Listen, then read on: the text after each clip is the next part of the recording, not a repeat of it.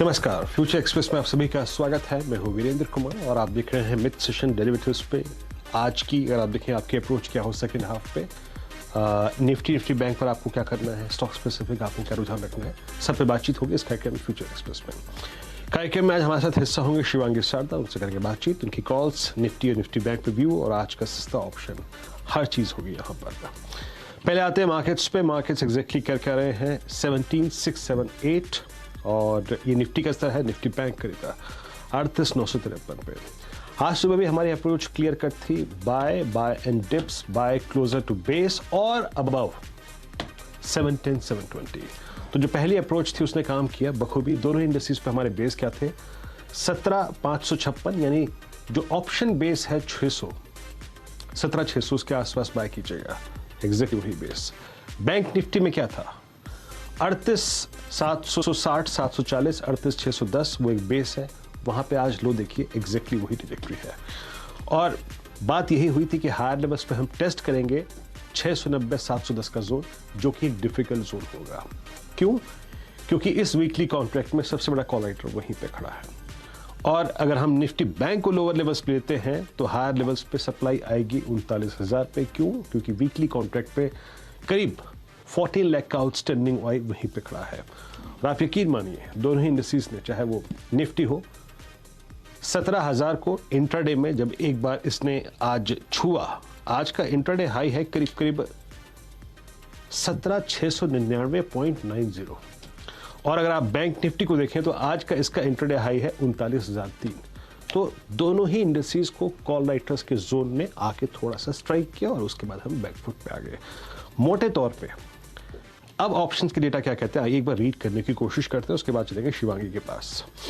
अगर आप इस वक्त निफ्टी की कॉल्स और पुट्स को देखें, देखिए सुबह क्लियरली विजिबल था, पुट राइटर्स के पास कॉन्फिडेंस था वीकली और मंथली कॉन्ट्रैक्ट में 17,500 और 600 की पुट पे, और कॉल राइटर्स प्लेस थे 17,700 और 800 की स्ट्राइक पे। अभी का अगर आप डेटा देखें, लुक एट 700, सबसे बड़ी कॉल राइटिंग वहीं पे हुई 32,49,000 की, और 16,600 पे सबसे बड़ी पुट राइटिंग है 40 लाख पुट जुड़ी। यानी इस डेटा के मुताबिक आपको शायद इसी रेंज को ट्रेड करना पड़े। बाकी अगर आप देखें आखिरी का 1 घंटा क्रिटिकल होगा इस रेंज को वॉलेट करने के लिहाज से, specially on the higher side 17,700। So अगर आप पैसा कमा चुके हैं तो गुड, और अगर एक रेंज वॉल्यूशन का इंतजार कर रहे हैं तो मेरे ख्याल से आखिरी के 1 घंटे में या फिर 1.5 घंटे में आपको फोकस करना चाहिए, शायद वहीं पे मेजर एक ब्रेक थ्रू आपको मिले। और अगर आप निफ्टी बैंक के स्टैट्स को देखें तो आपको याद होगा सुबह भी जब हम स्टैट्स देख रहे थे तो 39,000 की कॉल में करीब 13.87 लाख का आउटस्टैंडिंग वाई था, और आज भी वहीं पर कॉल राइटिंग हुई है 15.40, आउटस्टैंडिंग वाई 30 लाख का। और अगर आप पुट्स को देखें तो यहाँ पे इस सेम स्ट्राइक के पुट ऑप्शन में इवन 38,900 पे, इवन 38,800 पे भी राइटिंग हुई है, जो कि इंडिकेट कर रहा है इस वक्त कि बैंक निफ्टी का पुट राइटर ज्यादा एग्रेसिव है in comparison to call writer. So एक बात है, इस जोन को वॉलेट करने का, 39,000 को वॉलेट करने का और 39,070 को वॉलेट करने का ज्यादा पोटेंशियल बैंक निफ्टी रखता है। शिवांगी, गुड आफ्टरनून, कार्यक्रम में स्वागत है आपका। शिवांगी, इंडस्ट्रीज पे आपकी अप्रोच क्या है? एक जो मोटे तौर पे बाय ऑन डिप्स का ट्रेड था वो आके अपना काम कर गया, हमने दोनों एजेस को जो ऑप्शन राइटर्स के थे उसको छू लिया, अब क्या करना चाहिए आपके मुताबिक? जी नमस्कार और धन्यवाद। तो हमने देखा है कि निफ्टी काफ़ी अच्छी तरह से जो है होल्ड कर रहा है हायर लेवल्स पे, और जिस तरह आज़ादी का जश्न हम मना रहे हैं, आर्थिक स्वतंत्रता भी एक इम्पॉर्टेंट एस्पेक्ट है जो इस बुल रन में हमें जो है सिग्निफाई कर रहा है। और जिस तरह से जो मार्केट है वो होल्ड कर रहा है और कंटिन्यूसली हायर लोज बनाते जा रहा है, इंडिया विक्स भी आज नीचे है तो काफ़ी बुल्स को सपोर्ट कर रहा है। तो यहाँ पे यही एडवाइस रहेगी कि कोई भी डिक्लाइन जो है वो खरीदारी के लिए यूटिलाइज की जा सकती है, क्योंकि हम देख रहे हैं कि सपोर्ट बेस जो है वो हायर बेस की तरफ शिफ्ट हो रहा है। तो इमीडिएटली मुझे लग रहा है निफ्टी 17,850 तक और 18,000 तक के लेवल्स छू सकता है, और स्टॉप लॉस हम मेंटेन करेंगे 17,777 का, 17,550 का। 17, ओके, 17,550 का 550 की रेंज में रखिए। ये जो ट्रेड है वो मोर और लेस अगर आप देखें पोजिशनल ट्रेड लगता है, और थोड़ा सा अगर आप देखें वैल्यू एट रिस्क बढ़ाइए, लगभग 150 पॉइंट करीब 140 पॉइंट आपको नीचे स्टॉप लॉस होगा, लेकिन 850 तक के पोटेंशियल्स शिवांगी को लगते हैं यहाँ पर। शिवांगी, इसमें कोई दो राय नहीं है कि बैंक निफ्टी के पास ज़्यादा फोर्सेज हैं। Even the weakest structure with in the bank Nifty SBI आज परफॉर्म करता हुआ। एसबीआई पे और निफ्टी बैंक पे आपका आउटलुक क्या है?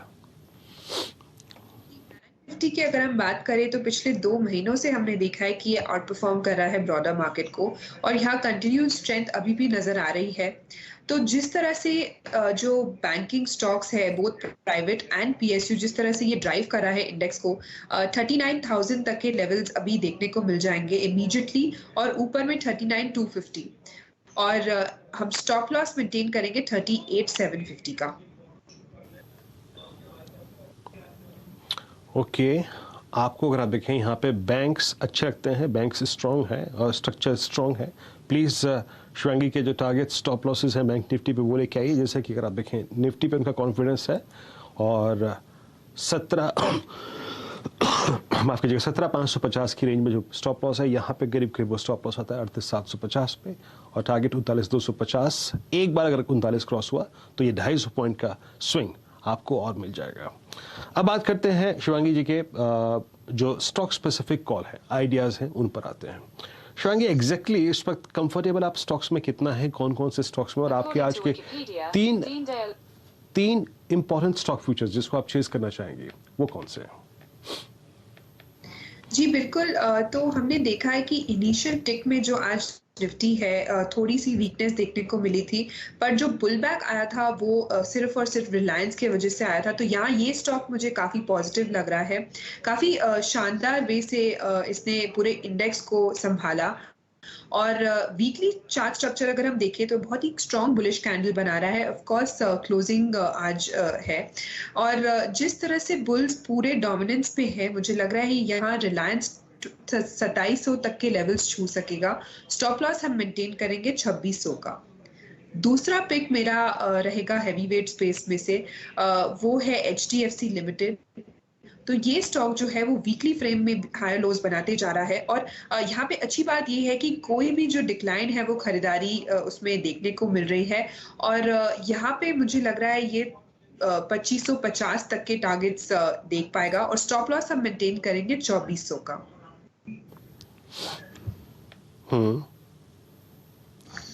ओके, आपके अगर आप देखें दो क्रिटिकल स्टॉक फ्यूचर्स हैं, वो है एचडीएफसी 2467 पे ट्रेड कर रहा है, याद रखिएगा, एक सब्सटेंशियल ओ एडिशन है यहाँ पे, और एक रिलायंस।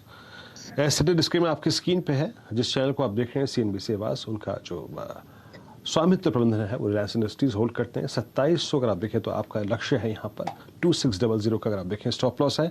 याद रखिएगा आज इनफैक्ट 2 दिन से हो क्या रहा था कि रिलायंस 2600 के कॉल रेटर्स एग्जिट तो कर रहे थे, लेकिन बहुत स्ट्रॉन्ग इंपैक्ट नहीं आ पा रहा था, लेकिन वो आज इंपैक्ट विजिबल है। ओके, स्टॉक फ्यूचर्स हमने कंप्लीट किए, अभी हम सस्ता ऑप्शन मिलेंगे, लेकिन उससे पहले कुछ अर्निंग्स पे फोकस करते हैं। और रेपो रैंक अगर आप देखें कि नंबर्स आए, और थोड़ा नंबर्स अगर आप देखें इन रियल एस्टेट कंपनियों के बारे में बात करते हैं। श्री अभिषेक कपूर सीईओ पूर्वांकरा के हमारे साथ मौजूद भी हैं बातचीत करने के लिए। अभिषेक जी, कार्यक्रम में स्वागत है आपका। और मैं इस बार के आपके नंबर्स देख रहा था सर, आय करीब 181 करोड़ से बढ़कर 214 करोड़ रुपए, दैट्स गुड। मुनाफा अगर आप देखें यहाँ पे घटा है, 154 करोड़ से घट के करीब 34 करोड़ रुपए। एबिटा मार्जिन्स आपकी करीब 14% से बढ़कर 26.6%, दैट्स गुड। बहुत स्ट्रॉन्ग एबिटा मार्जिन्स रहे हैं। बट ये अभिषेक जी, ये जो profit figure I think 34.4 substantial drop है, इसका एग्जैक्टली कारण क्या है? कोई वन टाइम एक्सपेंसेस इंक्लूड था क्या इसमें? नमस्कार और धन्यवाद शो पे आने के लिए। कि हमारा जो लास्ट ईयर था उसमें एक एक्स्ट्राऑर्डिनरी इनकम था। हमने एक फॉरवर्ड सेल किया था एसेट का, जिसकी वजह से नंबर्स डिफरेंट दिख रहे थे। बट दिस ईयर जो है हमारा ये परफॉर्मेंस काफी अच्छा रहा है। इनफैक्ट 513 करोड़ का जो हमारा सेल वैल्यू रहा है वो हाईएस्ट एवर फर्स्ट क्वार्टर में रहा है। और साथ ही साथ आप देखें तो करीब 667 करोड़ का जो हमारा कैश फ्लो रहा है वो लास्ट क्वार्टर में काफी स्ट्रॉन्ग ऑपरेटिंग कैश फ्लो है। तो जब हम हमारे बिजनेस की तरफ देखते हैं तो सबसे इंपॉर्टेंट चीज जो मॉनिटर करते हैं वो देखते हैं सेल नंबर और कैश फ्लो, क्योंकि जो रेवेन्यू और ये प्रॉफिट्स हैं ये एक्चुअली पोजीशन पे डिपेंड करते हैं, और कभी कभी पोजीशन जब आगे पीछे होता है तो रेवेन्यू बुकिंग और प्रॉफिट्स अलग दिखते हैं, प्लस काफी सारी नए लॉन्च के एक्सपेंसेस भी बुक किए जाते हैं इनमें, तो वो चेंज होते रहता है। लेकिन अगर आप सेल्स का नंबर देखें और हमारा कैश फ्लो देखें तो इतना स्ट्रॉन्ग परफॉर्मेंस रहा है कि हम लोग काफी ऑप्टिमिस्टिक और बुलिश हैं आगे के क्वार्टर्स को लेकर। Okay okay, that's fine. I mean ठीक है, अगर आप देखें आपने इशू क्लियर कर दिया। लास्ट ईयर याद रखिएगा इसी टाइम एक एक्सेप्शनल आइटम था जो कि इंक्लूडेड था, तो उससे अगर आप देखें ये जो लास्ट ईयर की फिगर है वो आपकी थोड़ी सी आपको हायर नज़र आ रही है, अदरवाइज ये प्रॉफिट नॉर्मल है और स्ट्रॉन्ग है। अभिषेक जी एक चीज़ बताइएगा कि इस क्वार्टर में जो बुकिंग रही वो कैसी रही, और एक इस क्वार्टर में टेंडेंसी ये भी रही कि रेट्स बढ़ रहे थे। आई मीन हाउसिंग लोन 6.5 की ट्रैजेक्टरी से नाउ इट्स हेडिंग टुवर्ड्स 8.5 8.8। क्या रेजिडेंशियल में जो डिमांड थी, जो जेन्युइन डिमांड थी लास्ट ईयर तक या फिर इस कैलेंडर ईयर के पहले तिमाही में, वो थोड़ी सी धीमी पड़ रही थी, या फिर जो बुकिंग्स थी काफ़ी स्ट्रॉन्ग थी, और अभी के हालात क्या हैं इस वक्त? देखिए, जो बुकिंग हमारी है वो एकदम स्ट्रांग रही है और सस्टेनेंस के प्रोजेक्ट से ये परफॉर्मेंस आई है। इसमें एक भी नया लॉन्च नहीं किया है हमने इस क्वार्टर में, जो कि काफी एनकरेजिंग है, क्योंकि जो बिजनेस हुआ है वो ऑनगोइंग प्रोजेक्ट्स में बिजनेस हुआ है। इसमें जैसे हम पहले भी बता चुके हैं 16 मिलियन स्क्वायर फुट हम लॉन्च करेंगे इस साल। 6 मिलियन पूर्वांकरा में, 6 मिलियन प्रोविडेंट में और 4 मिलियन प्लॉटेड डेवलपमेंट में।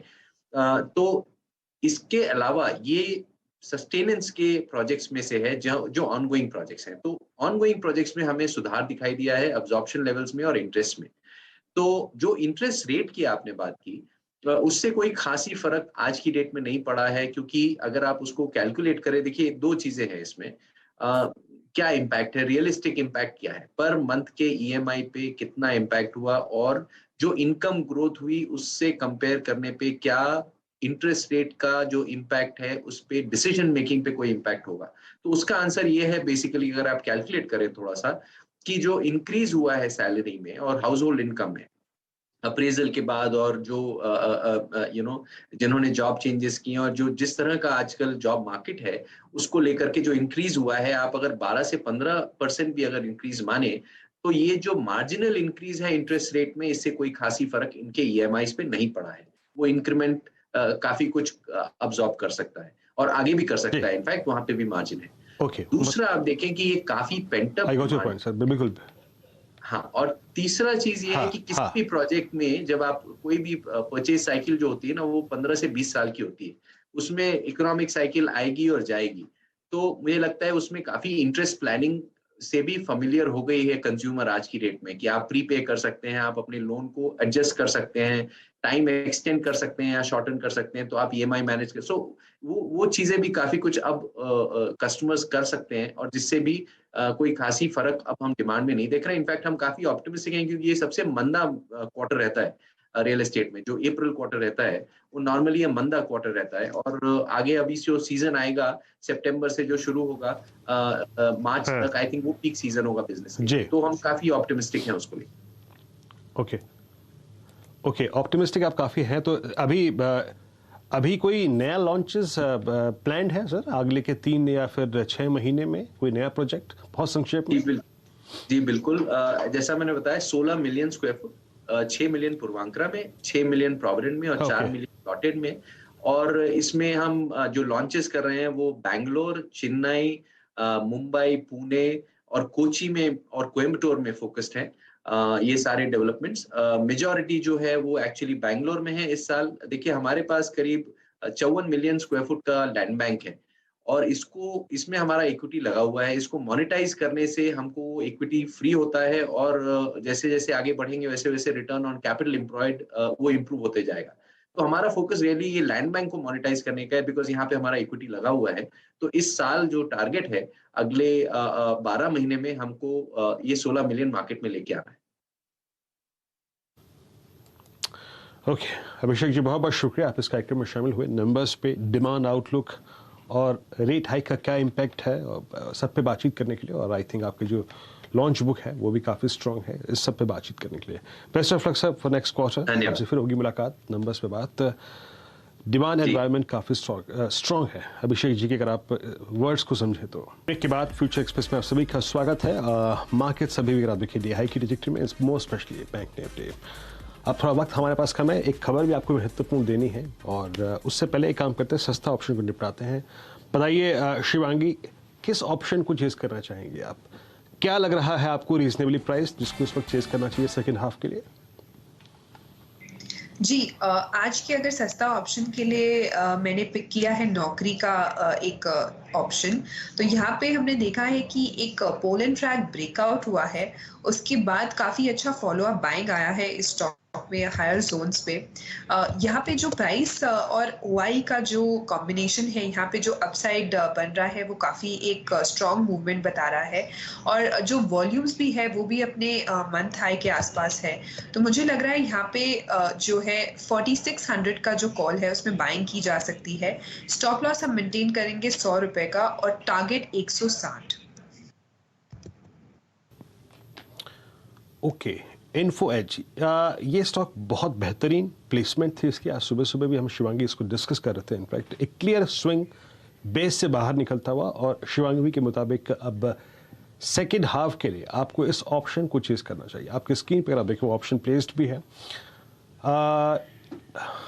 माफ़ कीजिएगा, यहाँ पर अगर आप देखें प्लेट गलत हो गई है। मैं इस ऑप्शन को दोबारा आपको स्टॉप लॉसेस और टारगेट क्या है शिवांगी का मैंडेट दिखा दूंगा, और इन्फो एच की कॉल आपको लेनी है 46। शिवांगी 4600 ना, 4600 की कॉल ना? जी जी बिल्कुल। यस यस यस, 160 का टारगेट है, और स्टॉप लॉसेस करीब करीब 100 की रेंज में आएंगे। 136 पे ट्रेड करता हुआ, और बहुत ही बेहतरीन चार्ट पिक किया है शिवांगी ने यहाँ पे, और इसमें कोई दरार नहीं, क्लीन चार्ट। शिवांगी, बहुत बहुत शुक्रिया शिवांगी इस पूरी बातचीत के लिए, और सस्ता ऑप्शन, निफ्टी बैंक और सभी स्टॉक्स पे अपनी राय रखने के लिए। अब एक काम करते हैं, विषय को बदलते हैं। दरअसल CNBC आवाज़ की एक खबर पे आज एक मोहर लगी है। दरअसल डिज़ाइनर लिंक इंसेंटिव स्कीम को लेकर सरकार ने जो स्पष्टीकरण है वो जारी कर दिया गया है। क्या है ये स्पष्टीकरण, और अब एग्जिस्टिंग कंपनी भी, याद रखिएगा, स्पष्टीकरण के मुताबिक इस स्कीम में शिरकत कर पाएंगे। आई थिंक वो पार्टिसिपेट कर सकती हैं। पूरी खबर को समझते हैं असीम के साथ। असीम मेरे साथ मौजूद भी है। असीम, बताइए। देखिए, टेलीकॉम उपकरण बनाने वाली कंपनियों के लिए सरकार जो है डिजाइनर लिंक इंसेंटिव स्कीम लेकर के आई है। 4195 करोड़ रुपए की ये स्कीम है।